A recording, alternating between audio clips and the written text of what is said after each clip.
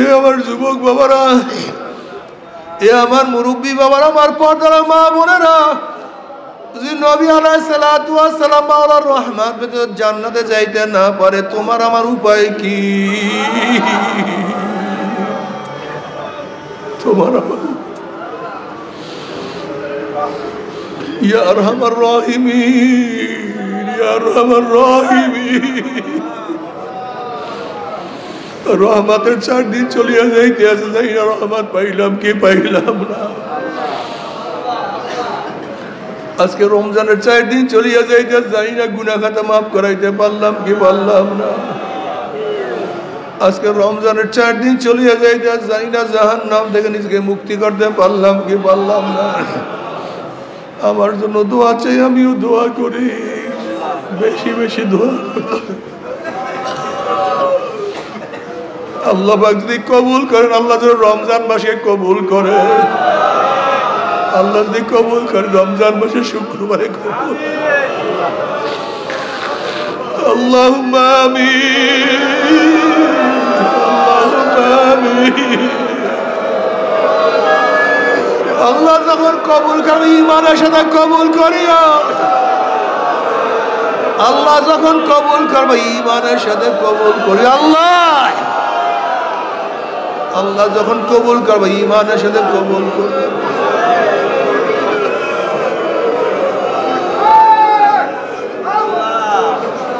আল্লাহ যতদিন জিন্দা ইসলামে জিন্দা রাখিও। আল্লাহ গুনাহ যা করছে মাফ করিয়া দিও, আল্লাহ গুনাহ যা করছে মাফ করিয়া দিও। আল্লাহ আল্লাহ। তখন ইবনে শিরিন বলেন, নবী আলাইহিস সালাতু ওয়াস সালাম 5 আঙ্গুল উঠায় দেখাইছে, 5টা জিনিস, যে আল্লাহ ব্যতীত কেউ, কোন জায়গায় বৃষ্টি হবে, গর্ভের মধ্যে কি আছে, আগামীকাল কি করবে, তার রিজিকের অবস্থাটা কি, সে কোন জায়গায় মৃত্যুবরণ করবে, এই সম্পর্কে দুনিয়ার কেউ কে জানে? এক কথা, কিয়ামত কখন হবে, কিয়ামত কখন হবে আল্লাহ ব্যতীত কেউ জানে না। এই 5টা আঙ্গুলে ইমাম মালিক রহমতুল্লাহ আলাইহি মদিনা থেকে বের হননি, সেই মদিনার মধ্যে। আমাকে বলেন তো কোন হাদিসের মধ্যে আছে, কোন কোরআনের মধ্যে আছে আব্দুল্লাহ ইবনে উবাই ইবনে সুলুল তো মদিনায় মারা গেছে, তাতে ফায়দাটা কি, লাভটা কি? কিন্তু ইমাম মালিক রহমতুল্লাহ আলাইহি ইশকে নবী, আশিকে নবী, এর কোনো মাসালা নাই, এর কোনো মাসালা নাই। আমি বহুত গবেষণা করিয়ে দেখছি, বর্তমান জমানায় ফিসকিয়াত এত পরিমাণে জাগ্রত হয়েছে যে এখন কোরআন হাদিস, কোরআন হাদিস মানে আসলে কোরআন হাদিস কিছুই মানে না, ওরা বুঝেই না কোরআন হাদিস। যদি কোরআন ও হাদিস এত মানতে, ইমাম মালিক রহমতুল্লাহ আলাইহি যারা কোরআন হাদিসের ব্যাখ্যা দিছে, তারা কি কোরআন হাদিস বুঝে নাই? ইমাম বুখারী রহমতুল্লাহ হাদিস লিখছে, সে কোরআন হাদিসের ব্যাখ্যা বুঝে নাই। ইমাম মালিক রহমতুল্লাহ আলাইহি শাগির্দ ইমাম শাফি রহমতুল্লাহ আলাইহি, ইমাম শাফি রহমতুল্লাহ শাগির্দ ইমাম আহমদ হাম্বল রহমতুল্লাহ আলাইহি। দেখেন ইমাম মালিক কে আর ইমাম আজম কে, এগুলি জানতে হবে তোমাকে আমাকে। ইমাম মালিক রহমতুল্লাহ আলাইহি শাগির্দ ইমাম শাফি, শাফি রহমতের বাড়ি কোথায়? মক্কায়। ইমাম শাফি রহমতের বাড়ি কোথায়? জন্ম কত হিজরিতে? 150 হিজরিতে। ইমাম শাফি রহমতুল্লাহ জন্ম হয়েছেন 150 হিজরিতে, গরিবের সন্তান। মদিনায় আসছে ইমাম মালিক রহমতুল্লাহ আলাইহির কাছে এলেম অর্জন করার জন্য। এর জন্য এলেম অর্জন করার জন্য সফর করতে হয়। মান সালাকা তরিকান ইয়ালতামিসু ফিহি ইলমান সাহহালাল্লাহু বিহি তরিকান ইলাল জান্নাহ। যারা এলেম অর্জন করার জন্য সফর করবে, পথ অতিক্রম করবে, রাস্তা চলবে, এই যে এলেম অর্জন করার জন্য আসছেন, বাড়ি থেকে আসছেন, এখানে আসছেন কেন? এলেম অর্জন করার জন্য, আমল করার জন্য। যারা এলেম অর্জন করার সফর করবে, আল্লাহ পাক রব্বুল আলামিন তাদের জন্য জান্নাতের পথ সোজা করে দেবেন, সহজ করে দিবেন, জান্নাতের পথ সহজ করে দিবেন। এইটাই তো নিয়ম। ইমাম শাফি রহমতুল্লাহ আলাইহি তিনি মক্কার থেকে বের হয়েছেন কিসের জন্য? এলেম অর্জন করার জন্য। শাফি রহমতুল্লাহ, ইমাম মালিক রহমতুল্লাহ সোহবাতে ছিলেন, হাদিস শিখছেন। ইমাম মালিক রহমতুল্লাহ বলে, যাও তুমি এরাকে চলে যাও। এরাকে কি ইমাম ইউসুফ রহমতুল্লাহ আলাইহির সান্নিধ্য অর্জন করে ফিকহ শিখো। ইমাম ইউসুফকে ইমাম আজম আবু হানিফা রহমতুল্লাহ আলাইহির শাগরেদ, প্রধান শাগরেদ। ইমাম ইউসুফ রহমতুল্লাহ তিনি একজন গরিব লোক ছিলেন। তার বাবা মা ধুপি ছিল, ধুপি, কাপড় খাসত। এই কাপড় খাসা পয়সা দিয়ে জীবিকা নির্বাহ করতেন। ইমাম ইউসুফ রহমতুল্লাহ আলাইহির মা ইমাম আজম আবু হানিফা রহমতুল্লাহ আলাইহির কাছে তার বাচ্চাকে ছোটবেলা নিয়ে গেছে। জওহারি স্বর্ণ চিনতে ভুল করে না, স্বর্ণকার স্বর্ণ চিনতে ভুল করে না। ইমাম ইউসুফ রহমতুল্লাহ আলাইকে দেখার পরে, তার চালচলন দেখার পরে চিন্তা করছেন, এই ছেলে তো যেমন তেমন ছেলে না, এ তো অন্য অন্য বাচ্চার মতো বাচ্চা না, এ তো মারাত্মক বিষয়। এবার ইমাম আজম আবু রহমতুল্লাহ তার মাকে বলতেছে, তোমার বাচ্চাটাকে আমাকে দিয়ে যাও, আমি তাকে পড়াই, আমি শিক্ষা দীক্ষা দেই, আমার কাছে দিয়ে যাও। ঠিক আছে, রাখেন। আবার কয়েকদিন পর আসছে, বলে আমার ছেলেটাকে দিয়ে দেন। বলে কেন, কি হয়েছে? বলে খাবো কি, যে ইউসুফ রহমতুল্লাহ আলাইহির মা আসছে, আমার বলা দেন। বলে কেন? বলে কাজ করামো, সাথে নিয়া কাপড় চুপড় ধোয়ামো, নাহলে খামু কি? ইমাম আজম আবু রহমত তখন বলছিলেন এক কথা, যে তোমার ছেলেকে আমি এমন শিক্ষা দেব, তোমার ছেলেকে আমি এমন শিক্ষা দেব, রাজা বাদশাহ যেই খানা খায় তোমার ছেলেও সেই খানা খাবে। অপেক্ষা করো। বিশ্বাস করছে মা বিশ্বাস করে, এর জন্য সবর করতে হয়। পাগল অনেক মারা সবর করতে পারে না। এ আমার মারা যারা ঘরে আছেন, বয়ান শুনতেছেন, মাদ্রাসায় পড়ান না, আমাদের চর্ম নাই, অধিকাংশ বাচ্চারা মাদ্রাসায় পড়ে না। আমার মা বোনেরা এত তালিম শুনে, এত বয়ান শুনে, কিন্তু মেয়েগুলিকে সব স্কুলে বেপর্দা অবস্থায় পাঠায়। আচ্ছা বলেন, বিশ্বাসের হাট, বুখাইনগর, চরমনি ইউনিয়নের স্কুলগুলিতে মেয়েরা বেপর্দা যাবে কেন? এদের তো 100% পর্দা করা উচিত ছিল। কিন্তু দিনের মেজাজ, পরিবেশ, কেন আমাদের চরমনি ইউনিয়নের মা বোনেরা কেন বোরখা পরবে না? কেন? কারণটা কি? স্কুলের কোন মেয়েরা, আমাদের এই বিশ্বাসেরা সব তো আশেপাশের, আমাদের এই 7 নম্বর ওয়ার্ডেরই বেশি ছাত্রছাত্রী বোরখা পরে না।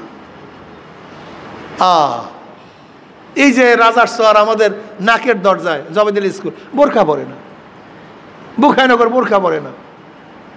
কারণটা রাজার শহর বোরখা পরে না, চরকলা বোরখা পরে না, সব মেয়েগুলি বোরখা ছাড়া।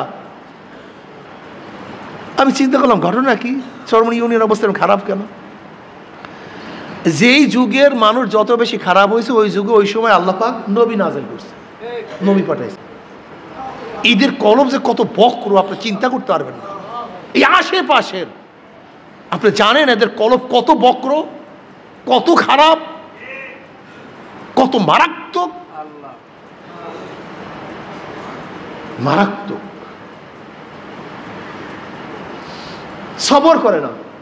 ওই ইউসুফ রহমতুল্লাহ আলাইহির মা যদি সবর না করতেন, ওই ধোপাকড়িতে লাগাই দিতেন, এর নামও দুনিয়ার কেউ জানতো না, কেউ নামও জানতো না।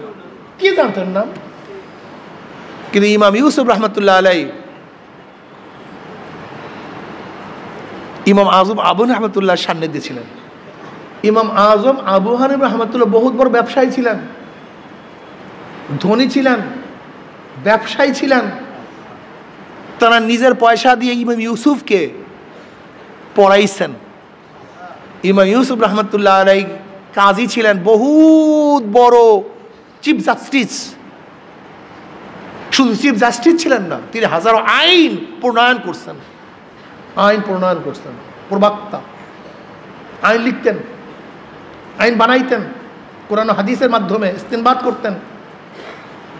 ইউসুফ রহমতুল্লাহ আলাই এক বাদশার দরবারে, বাদশাহ তাকে তার প্রয়োজনে নিছে মাসালা হল করার জন্য, পরামর্শ চাওয়ার জন্য।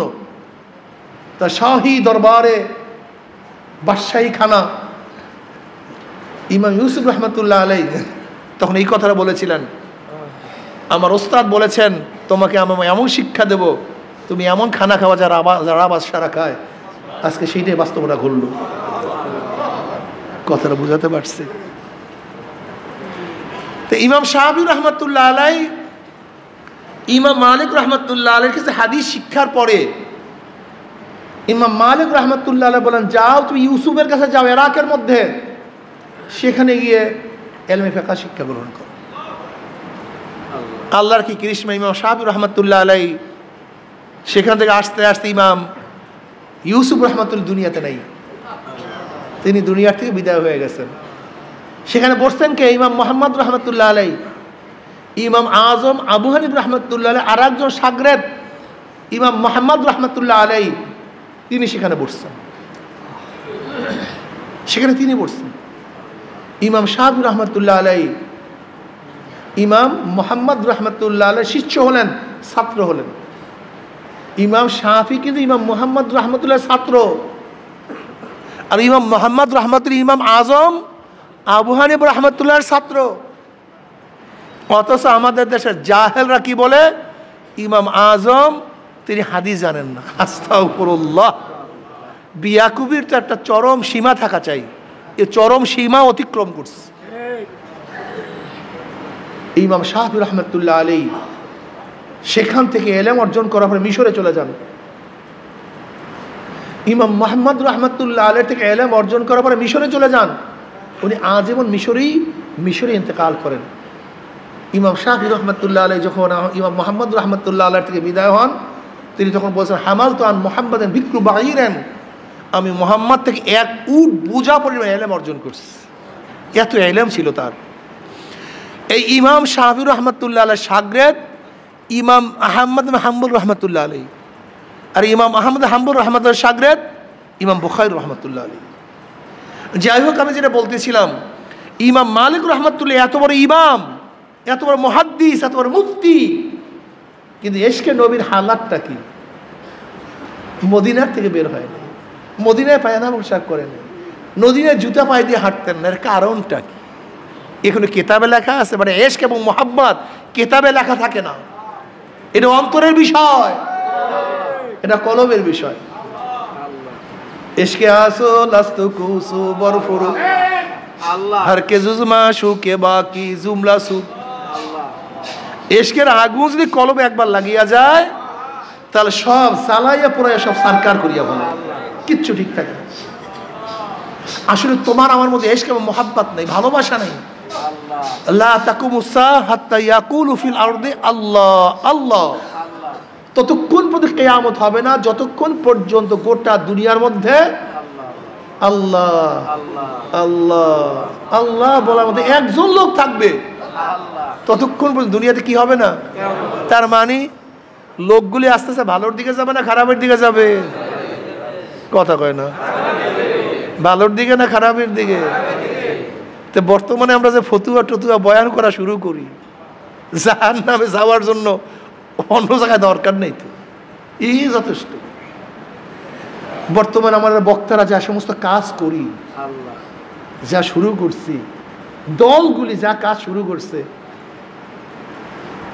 বর্তমানে হাজারো ইসলামী দল ইসলামের নামে যা শুরু করছে,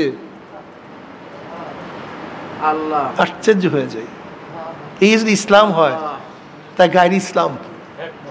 এটি ইসলাম হয়, ইসলামের ধ্বংসের আলামত কি? এটি ইসলাম হয়, তাই ইসলামের কিয়ামতের আলামতটা কি? দেখেন চরমনায় মুজাহিদরা সংখ্যা আস্তে আস্তে কমতে থাকবে, বাড়বে না। ইসলামের মুসলমান মোহাম্মদের সংখ্যা আস্তে আস্তে বাড়বে না, সতর্ক থাকিয়েন। জানোয়ারের পাল হয়েন না, মহিষের পাল হবেন না। একটা মহিষ সামনে যায়, পিছনে সমস্ত মহিষ যায়। একটা গরু সামনে যায়, পিছনে সমস্ত গরু চলতে থাকে। দেখবেন হাজার হাজার হাঁস, একটা হাঁস সামনে যায়, পিছনে সমস্ত হাঁসগুলি চলতে থাকে। খবরদার, হাঁসের পাল হবেন না, গরুর পাল হবেন না। ওমর বিন খাত্তাব রাদিয়াল্লাহু আনহু কথাকে কিয়ামত পর্যন্ত অন্তরের মধ্যে, কলমের মধ্যে ধারণ করেন। কিয়ামত পর্যন্ত কি বলেছেন?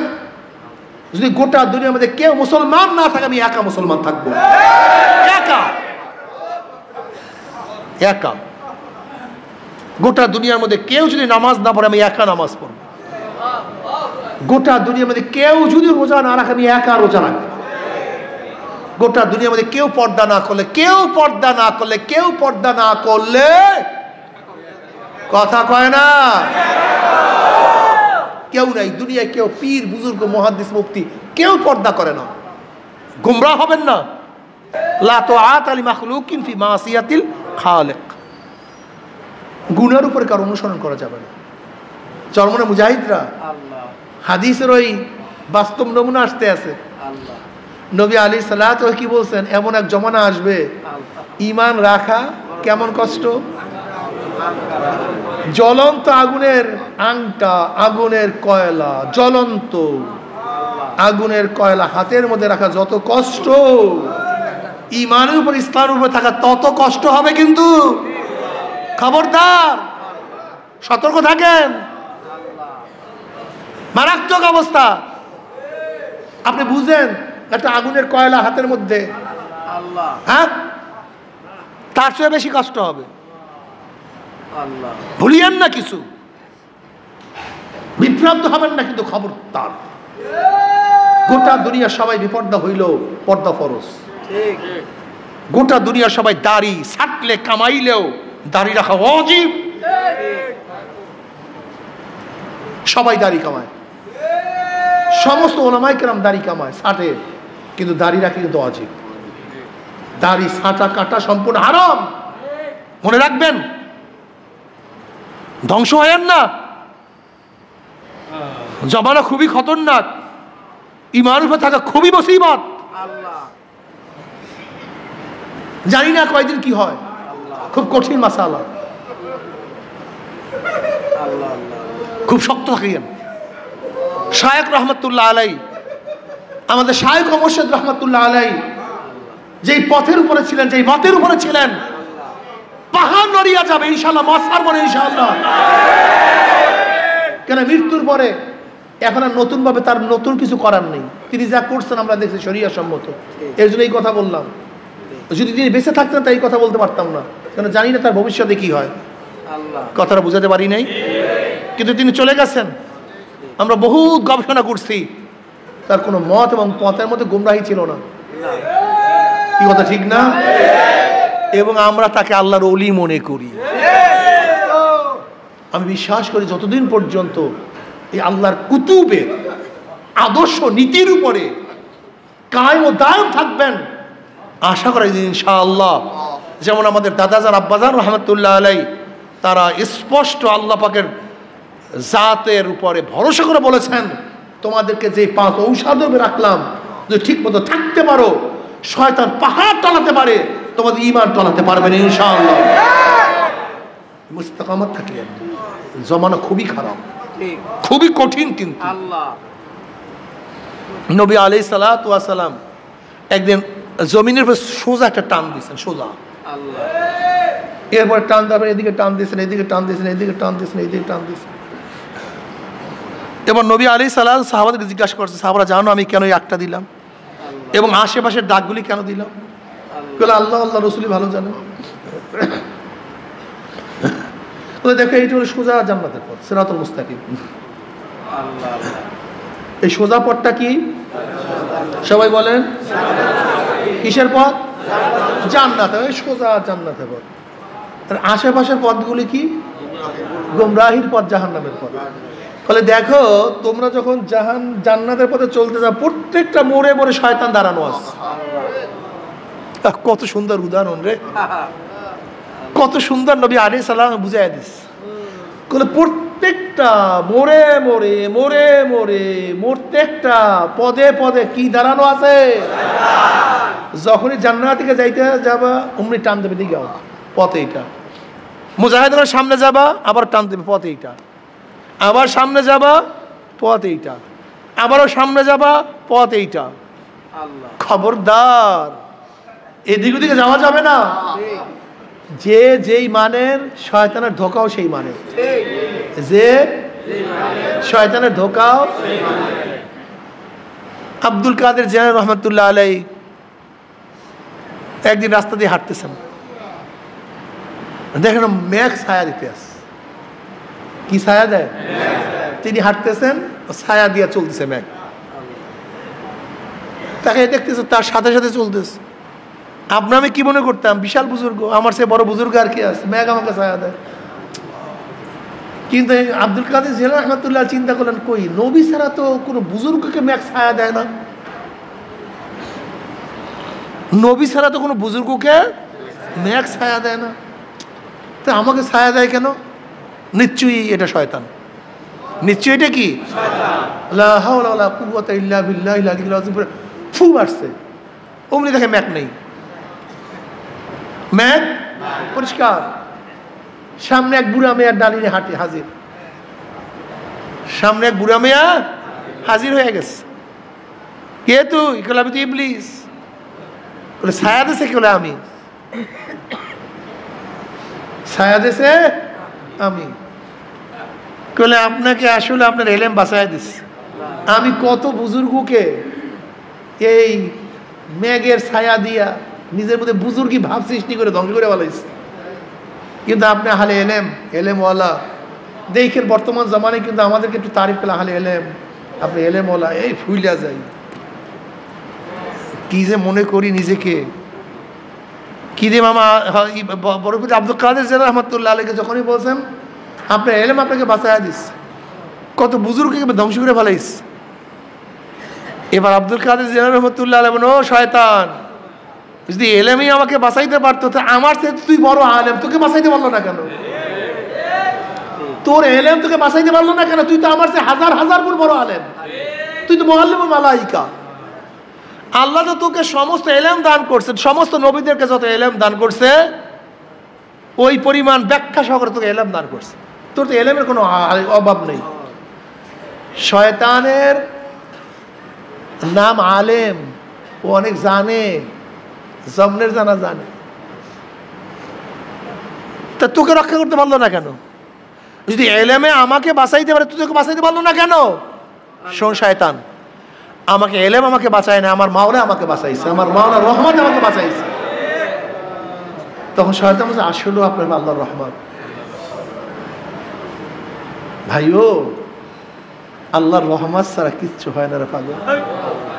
ইমাম হযরত বরবিল আব্দুল কাদের জিলানী রহমাতুল্লাহ আলাইহি যেই মানের শয়তান তাকে ধোকাও দিছে, সেই মানের তোমার আমার তো কিছুই লাগে না, এমনি তো আমরা শয়তানের গোলাম, সারাদিন শয়তানই তো কাম করি, শয়তান টাকা দেবে কোন সময়? বরং মিনাল জিন্নাতি ওয়ান নাস আল্লাযী ইউওয়াসউইসু ফি সুদুরিন নাসি মিনাল জিন্নাতি ওয়ান নাস। শয়তান কয় প্রকার? কয় প্রকার? জিন শয়তান, এর মধ্যে শেষ শয়তান কোনটা? মানুষ শয়তান। মিনাল জিন্নাতি ওয়ান নাস, তার মানে মানুষ শয়তান অনেক বড় শয়তান, এই মারক তো অসওয়াসা দেয়। এর জন্য ভাইও চরমনাইতে যারা আছেন খুব সতর্ক থাকিয়েন, খুব সতর্ক থাকিয়েন, খুব সতর্ক, খবরদার। আল্লাহর কুতুব রহমতুল্লাহ আলাইহি যেই মত, যেই পথ, যেই আদর্শ রাখছেন, ইনশাআল্লাহ ভুল হওয়ার ভুল তো এখন তার, সে তো মাঝি হয়ে গেছে, মাঝি তো তার ভুল হয় না, মাঝি তো সব, নতুন হওয়ার কিছু নাই, ভুল সঠিক সব তো মাঝিতে। কথাটা বুঝাতে পারি নাই। আমি এখানে আসছি, আমার আসার মধ্যে কোনো ভুল আছে? আমি যাব, যাইতেও পারি, কিন্তু মাঝির মধ্যে কি থাকে না? শখ থাকে না, সন্দেহ থাকে না, হাল মুস্তাকবিলের মধ্যে কি থাকে? সন্দেহ থাকে, জিনিসটা বুঝাতে পারি। তার শায়েখ রহমতুল্লাহ আলাইহি সব কিছু অতীত হয়ে গেছে, নতুনভাবে ভুল হওয়ার সম্ভাবনা নাই। ভুল শুদ্ধ সব শেষ, বাঁচা গোছা সব শেষ। তার যতগুলি সঠিক বিষয় আছে ওই বিষয়গুলির উপরে যে ইনশাআল্লাহ আমরা ইস্তেকামত থাকতে পারি, আশা করা যায় ইনশাআল্লাহ, আশা করা যায় ইনশাআল্লাহ, তাহলে এই কাফেলা একদিন না একদিন জান্নাতে যেতে পারবে, যে আল্লাহ কবুল করেন। রাজি আছেন ইনশাআল্লাহ? খুব সতর্ক থাকেন, আর মাঝে মাঝে মাওলার কাছে দোয়া করি, ইয়াবা মোরায়ানা বায়াম জুস্তু জুয়েমি কুনাম হাসেল আয়াদ ইয়ানা আয়াদ আর জুয়েমি কুনাম। এইটা বেশি বেশি হাজী সাহেব রহমতুল্লাহ আলাইহি এই বয়াতটা বেশি বেশি পড়তেন।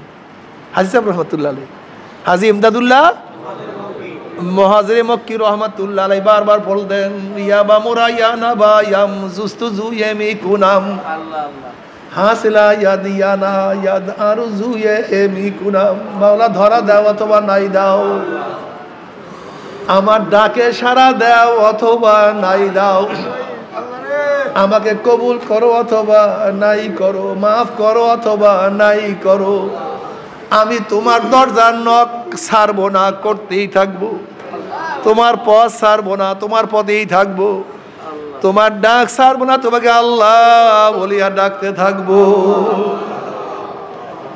ইয়াবা মুরায়ানা বায়াম জুস্তু জুয়েমি কুনাম হাসলা ইয়াদিয়ানা ইয়াদার জুয়েমি কুনাম। যিকরুল মুহাব্বতি ইয়া মাওলা ইয়া ইয়াসকারানি ওয়া হাল রাআইতা মুহিব্বান গায়রা সাকরানি। মাওলার মহাব্বতে থাকবো, তোমাকে পাগল করিয়া দিবে, মাওলার মহাব্বতে তোমাকে বেহুশ করিয়া ফেলাইবে, মাওলার জিকির তোমাকে অস্থির করিয়া ফেলাইবে।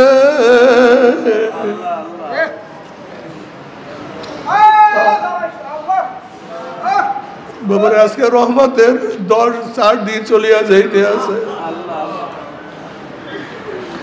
নবী আলাইহিস সালাতু ওয়াস সালাম ফরমান, মাওলার রহমত বুঝে কেউ জান্নাতে যাইতে পারবে না। সাহাবারা বলেন, ইয়া নবী আল্লাহ, আপনি বলে আমিও না, আমিও না। এ আমার যুবক বাবারা, এ আমার মুরব্বী বাবারা, আমার পর্দার মা বোনেরা, যদি নবী আলাইহিস সালাতু ওয়াস সালাম মাওলার রহমত বুঝে জান্নাতে যাইতে না পারে, তোমার আমার উপায় কি? তোমার আমার ইয়া আরহামার রাহিমিন, ইয়া আরহামার রাহিমিন। রহমতের 4 দিন চলিয়া যাইতে আছে, যাই না রহমত পাইলাম কি পাইলাম না। আজকে রমজানের 4 দিন চলিয়া যাইতে আছে, যাই না গুনাহ খাতা মাফ করাইতে পারলাম কি পারলাম না। আজকে রমজানের 4 দিন চলিয়া যাইতে আছে, যাই না জাহান্নাম থেকে নিজেকে মুক্তি করতে পারলাম কি পারলাম না। আমার জন্য দোয়া চাই, আমিও দোয়া করি, বেশি বেশি দোয়া করতে। আল্লাহ পাক যদি কবুল করেন, আল্লাহ যেন রমজান মাসে কবুল করে, আল্লাহ যদি কবুল করে রমজান মাসে শুক্রবারে কবুল। আল্লাহুম্মা আমিন, আল্লাহুম্মা আমিন। আল্লাহ যখন কবুল করবে ঈমানের সাথে কবুল করিও, আল্লাহ যখন কবুল করবে ঈমানের সাথে কবুল করি। আল্লাহ আল্লাহ যখন কবুল করবে ঈমানের সাথে কবুল করবে।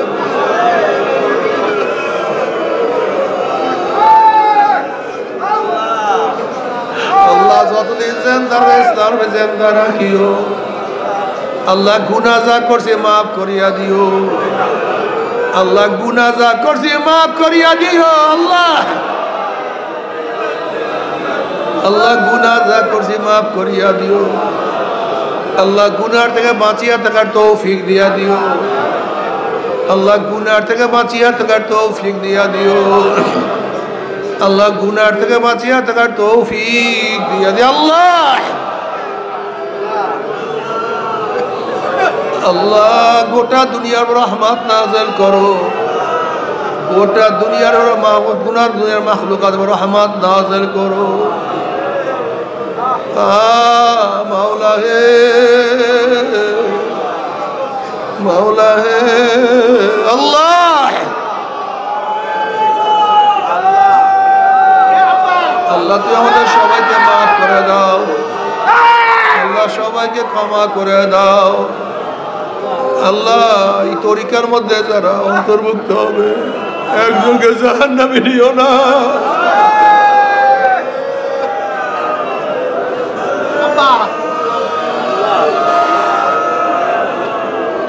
রশিদ আহমদ গঙ্গুই রহমাতুল্লাহ আলাইহি কাবা শরীফের সাথে মাথা টাকার দোয়া করে 3 দিন পরে বলে আলহামদুলিল্লাহ মাওলা আমার দোয়া কবুল করছে বলে কি দোয়া বলে মাওলার কাছে দোয়া করছি মাওলা হে এই তরিকার মধ্যে যারা অন্তর্ভুক্ত হবে একজনকে জাহান্নামে নিও না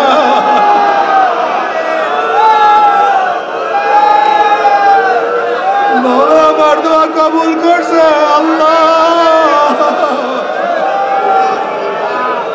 একজনকে জাহান্নামে নিও না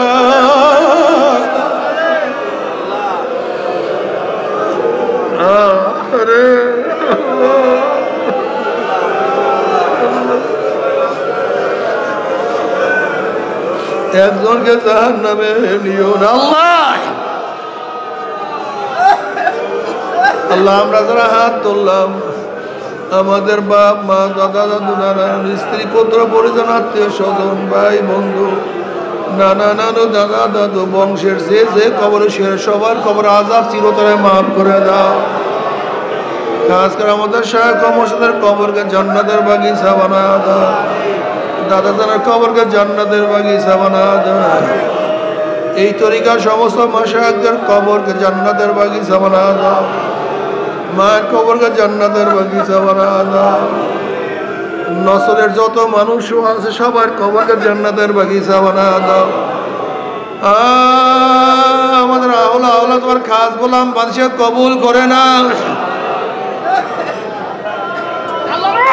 রব্বি জিদনি ইলমা রব্বি ইয়াসসির ওয়া লা তুআসসির ওয়া তাম্মিম বিল খায়র রব্বি ইরহামহুমা কামা রাব্বায়ানি সাগীরা وصلى الله تعالى على خير خلقه محمد وآله وأصحابه وأزواجه وأتباعه أجمعين وارحمنا معهم برحمتك يا أرحم